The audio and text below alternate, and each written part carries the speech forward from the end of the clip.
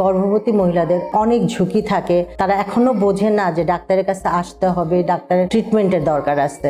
দেখা যায় যে তারা হয়তো কারো কাছে শুনলো যে হ্যাঁ বাচ্চা পেটে আসতে সমস্যা না হলে তারা আসতে চায় না, কিন্তু ওয়ার্ল্ড হেলথ অর্গানাইজেশন থেকে বলা হয় যে আমাদের মিনিমাম 3টা ভিজিট আমাদের করতে হবে। তো এই জিনিসটা আসলে অ্যাওয়ারনেস কতটা আছে আমরা জানি না, কিন্তু ইদানিং দিন দিন এটা বাড়তেছে এবং আমি সেই দিক থেকে খুব লাকি যে এখন এখানে প্রচুর পেশেন্ট আসতেছে, আমরা পেশেন্টকে সেভাবে চিকিৎসা দেওয়ার চেষ্টা করতেছি।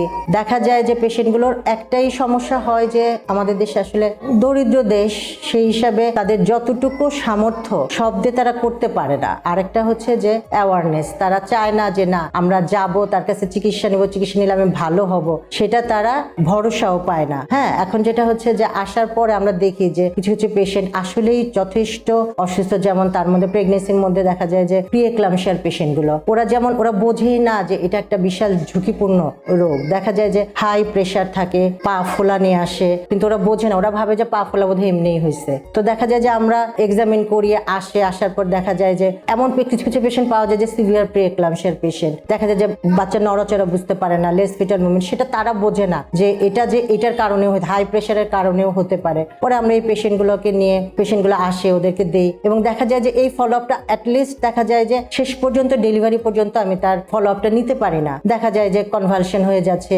এক্লাম্পসিয়ায় পরিণত হচ্ছে। যারা শুনে বা যারা বুঝে, দেখা যায় যে তাদেরকে আমরা যথাযথ ট্রিটমেন্ট দিয়ে ঠিক মতো বাচ্চা মা তাদের দুজনকেই মোটামুটি সুস্থভাবে নিয়ে আসতে পারি। দেখা যায় যে কিছুদিন আগে এই গত সপ্তাহে একটা পেশেন্ট, ও কখনোই ডাক্তার দেখায় নাই, পা বিশাল ফোলা নিয়ে আসছে, প্রেশার হাই, ডায়াস্টোলিক ছিল 110, ইডিমা ছিল সিভিয়ার 3+ এর মতো। পরে আমি অলরেডি অ্যান্টিহাইপারটেনসিভ দিয়ে দিলাম, কিন্তু দেখা গেল 3 দিন পরেই তার লেবার পেইন শুরু হয়ে গেল। সে কি করবে, প্রেশারও বাড়তেছে। সেটা টারশিয়ারি লেভেলের হসপিটাল ফরিদপুর মেডিকেল কলেজে গেল, যাওয়ার পর দেখা গেল যে পেশেন্ট লিভারে প্রিমেচিউর ডেলিভারিতে মানে কমপ্লিকেশন ডেভেলপ করলো। সে যদি দেখা যায় তো যে প্রথম থেকেই ফলো আপে থাকতো, প্রথম যখন ধরা পড়তো, তাহলে কিন্তু এই জিনিসটা হতো না, যেটা আমরা আর কি রোধ করতে পারতাম। তাও আল্লাহর রহমত টারশিয়ারি লেভেলে যাওয়ার পর পেশেন্টটা এখন ভালো আছে, যদিও প্রেশারটা কন্ট্রোল এখনো হয় নাই। 7 দিন ধরে সে আছে, বাচ্চাটাও 7 দিন ধরে আইসিইউতে আছে। তো জিনিসটা হচ্ছে এই কথাটাই বলতে যাচ্ছিলাম যে আসলে পেশেন্টদের জন্য একটা গাইনোকোলজিস্টের চেক আপ, ফলো আপ, এগুলো যে কতটা জরুরি এটা প্রত্যেক বুঝতে হবে।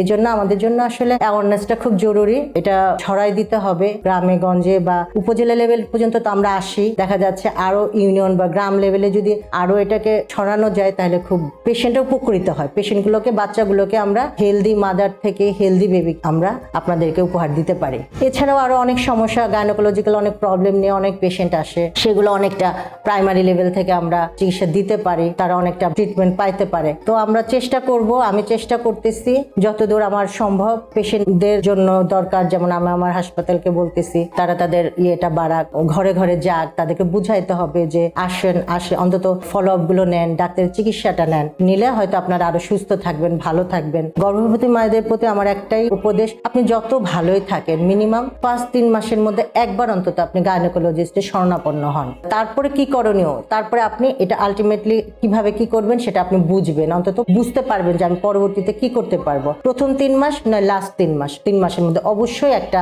চেক আপে আপনি আসবেন আমাদের কাছে, এটা উচিত আমাদের দেশের প্রেক্ষাপটে। আমি ডাক্তার মাহফুজারা মুক্তা, গাইনি কনসালটেন্ট। আমি ঢাকা সাফেনা মেডিকেল কলেজ হাসপাতালে বসি, আর প্রতি রবিবারে আমি নগরকান্দা বন্ধন হাসপাতালে আসি। দুপুর 2টা থেকে 7টা পর্যন্ত আমি থাকি। আপনাদের যদি গাইনি এবং বন্ধাত্ব বিষয়ে যদি কোনো সমস্যা থাকে তাহলে আপনারা এই সময় এসে আমার কাছ থেকে পরামর্শ নিতে পারেন।